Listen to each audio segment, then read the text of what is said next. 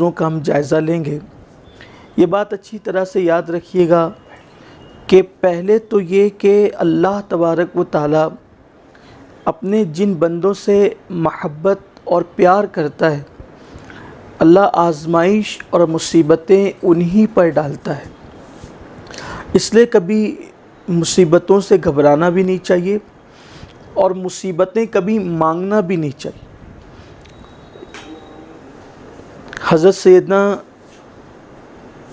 امام حسن اور امام حسین رضی اللہ تعالی عنہما کے پاس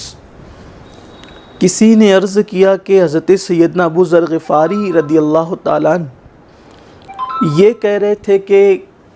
اللہ تعالیٰ سے میں مصیبتیں اور آزمائش مانگتا ہوں، اس لیے کہ جو اجر مصیبت اور آزمائشوں پر دیا جائے گا وہ کسی اور عبادت پر نہیں دیا جائے گا۔ تو حضرت امام حسن پاک رضی اللہ تعالیٰ نے کہا تھا کہ اللہ ابو ذر پر رحم فرمائے، ہم کون ہوتے ہیں مصیبت مانگنے والے اور راحت مانگنے والے؟ ہم تو اللہ کے بندے ہیں، ہمارا مسلک اور موقف اس معاملے میں یہ ہے۔ امام حسن پاک نے کہا تھا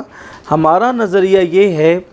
کہ ہم نہ اللہ سے راحتیں مانگتے ہیں نہ مصیبتیں مانگتے ہیں، ہم تو بندے ہیں، یار ہمیں جو دے دے اسی کی خوشی پر، اسی کی رضا پر ہم راضی رہتے ہیں، اس لیے نہ ہم مصیبتیں مانگتے ہیں نہ راحتیں مانگتے ہیں۔ تو اللہ تبارک و تعالیٰ جن لوگوں سے پیار کرتا ہے ان پہ مصیبتیں اور آزمائشوں میں ان کو گرفتار کرتا ہے۔ بلکہ حضرت سیدنا شیخ سعدی شیرازی رحمۃ اللہ علیہ لکھتے ہیں آپ گلستہ کے اندر، اس کا مفہوم یہ ہے کہ ایک مرتبہ آپ دریا کے کنارے تشریف فرما تھے اور ایک بزرگ کے پیر کو چیتے نے کاٹ لیا تھا اور زخم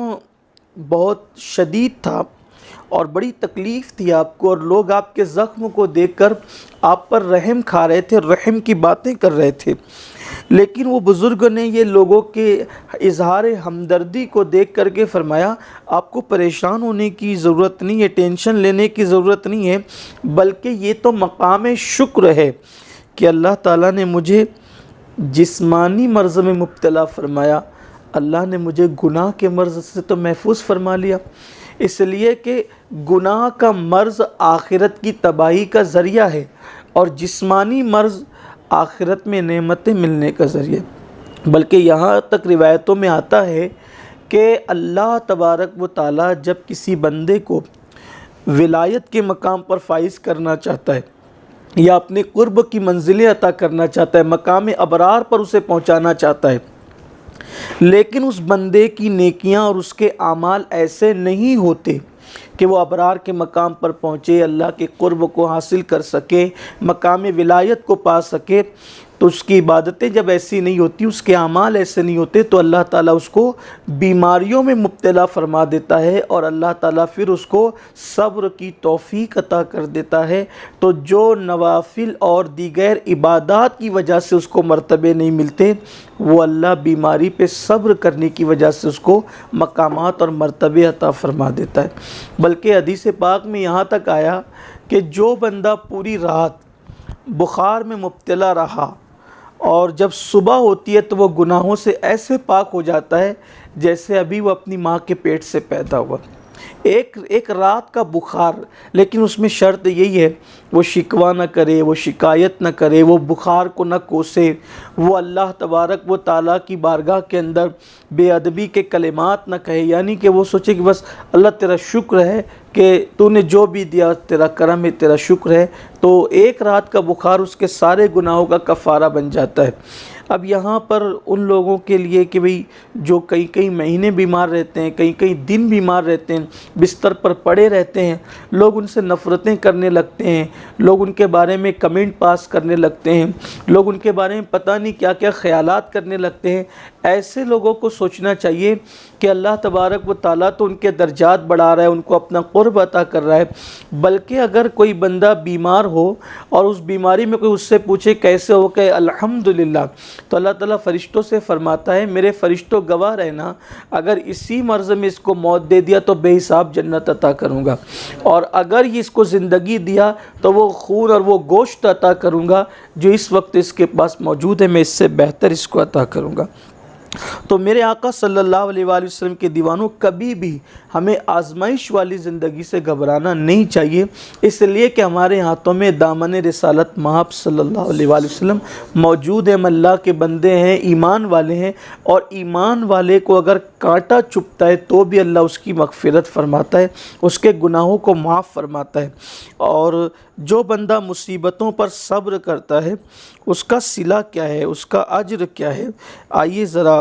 آپ اس کو دیکھیں کہ حدیث پاک میں یہ بھی آتا ہے، سیدنا معاذ بن جبل رضی اللہ عنہ کہتے ہیں جب کوئی بندہ بیمار پڑتا ہے تو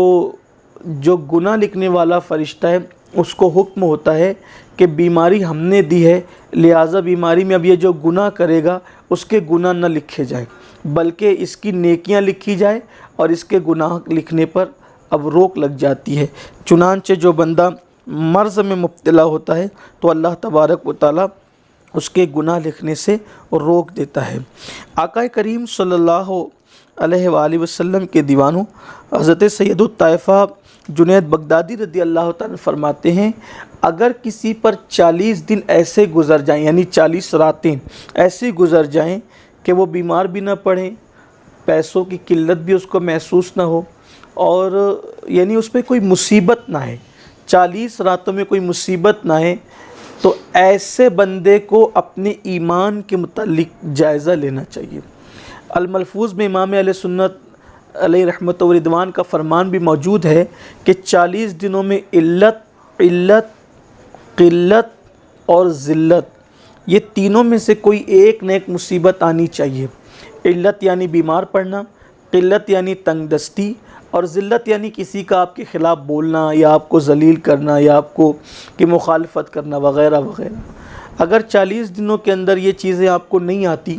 تو آپ کو اپنے ایمان کا جائزہ لینا چاہیے کہ کہیں ایمان کا طوطا دل سے اڑ تو نہیں گیا ہے، کیونکہ جو مومن ہوگا وہ یا تو 40 راتوں میں علت کا شکار ہوگا یا قلت کا شکار ہوگا یا ذلت کا شکار ہوگا، یہ ہمارے بزرگوں کا فرمان ہے۔ اور اگر 40 دنوں کے اندر کسی کو ایسا نہیں ہوا تو پھر ایسا بندہ اس کے لیے خیر نہیں ہے، اللہ کے یہاں اس کے لیے خیر نہیں ہے۔ تو اب آپ بتائیں کہ ہم تو ساری زندگی جو ہے وہ عیش ہی میں رہنا چاہتے ہیں، خوشیوں ہی میں رہنا چاہتے ہیں، اور ہم ساری زندگی میں ہم سمجھتے ہیں کہ ہمیں کانٹا بھی نہ چبھے، ہمیں کوئی تکلیف بھی نہ ہو، ہمیں کوئی پریشانی بھی نہ ہو۔ تو میرے آقا صلی اللہ علیہ وآلہ وسلم کے دیوانوں، اپنے مذہب کی